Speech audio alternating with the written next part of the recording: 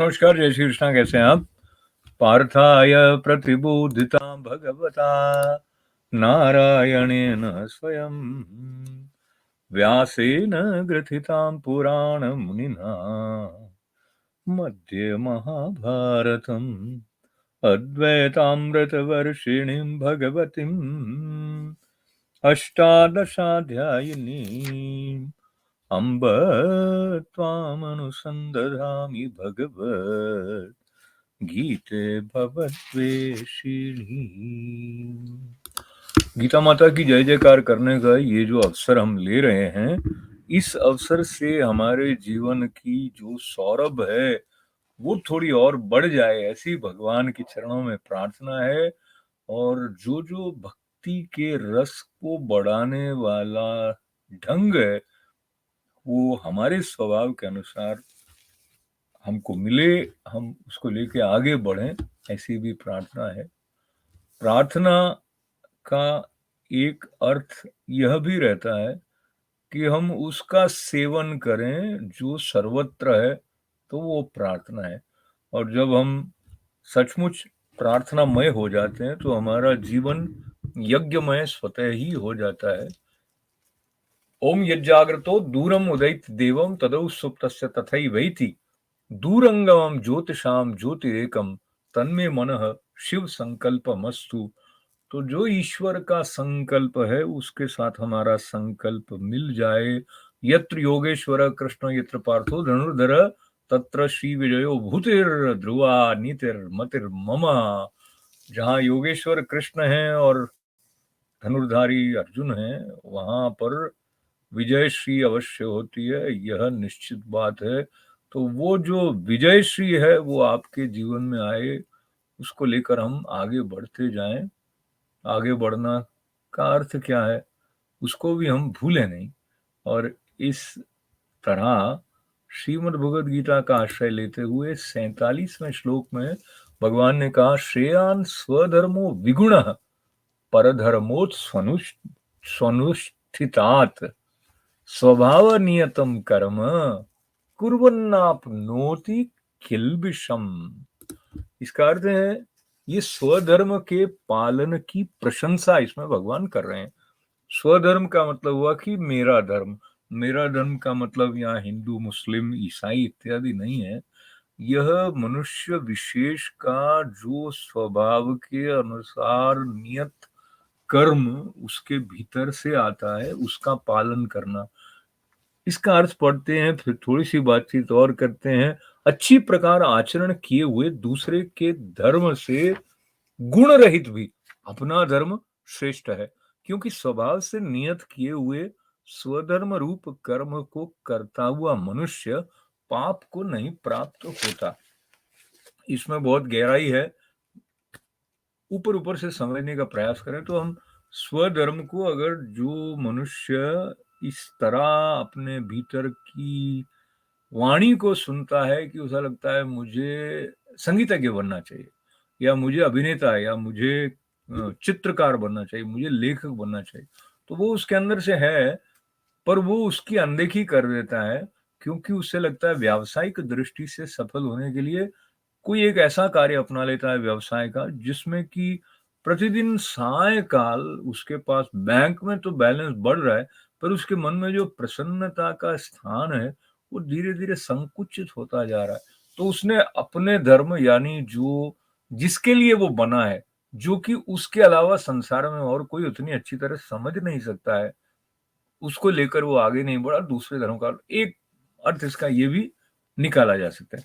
इसके कई अर्थ हम अपने अपने तौर पर चिंतन के द्वारा, मनन के द्वारा और श्रवण से विशेष रूप से समझ सकते हैं।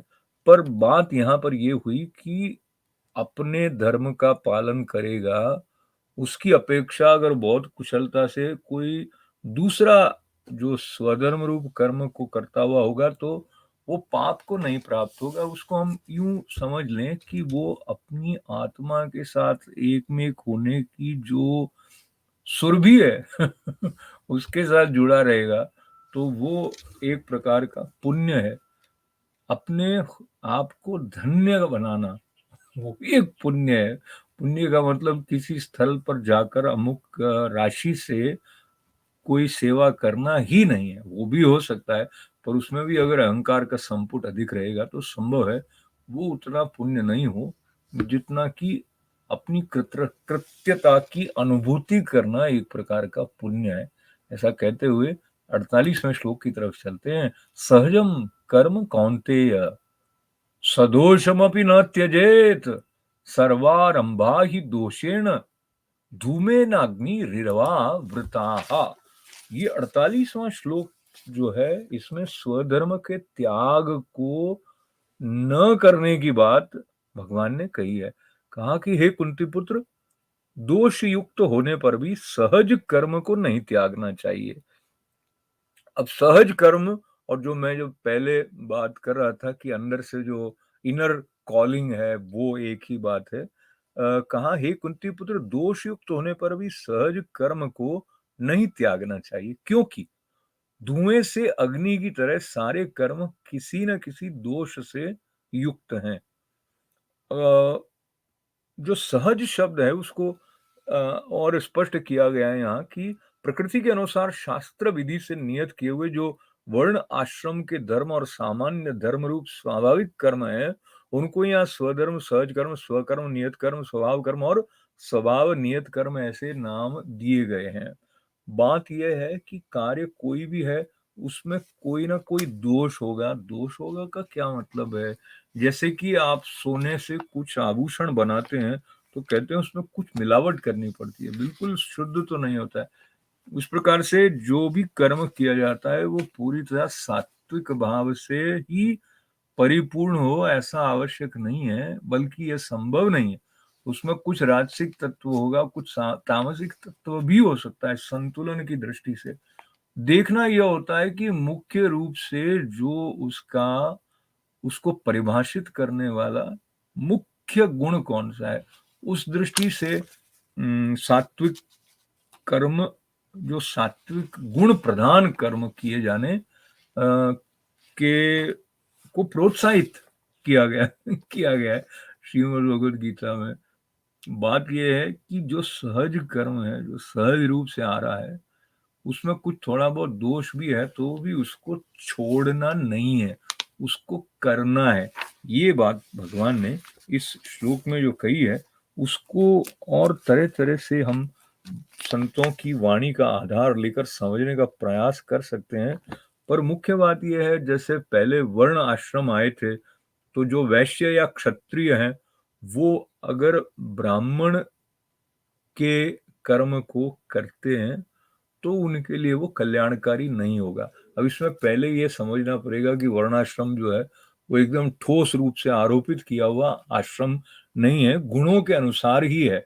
और इसी तरह से जो अपने स्वधर्म के अनुसार जो कर्म करना है उसको नहीं करके कुछ और कर रहे होंगे तो उसमें उनकी पूरी तन्मयता नहीं सधने के कारण उसमें भय भी हो सकता है, और उसके द्वारा जो अपने आत्मज्ञान की प्राप्ति है वो नहीं हो पाएगी। तो ये मनुष्य होने की जो सबसे बड़ी उपलब्धि है वो नहीं अर्जित की जा सकेगी। इसलिए जो सहज कर्म है वो स्वभाव के अनुसार उसका त्याग नहीं करने की बात 48वें श्लोक से लेते हुए हम सबके मंगल, सबके कल्याण की प्रार्थना करने के साथ बढ़ते हैं। ओम पूर्णमदः पूर्णमिदं पूर्णात् पूर्णमुदच्यते पूर्णस्य पूर्णमादाय पूर्णमेवावशिष्यते। ओम शांति शांति शांति। जय श्री कृष्ण।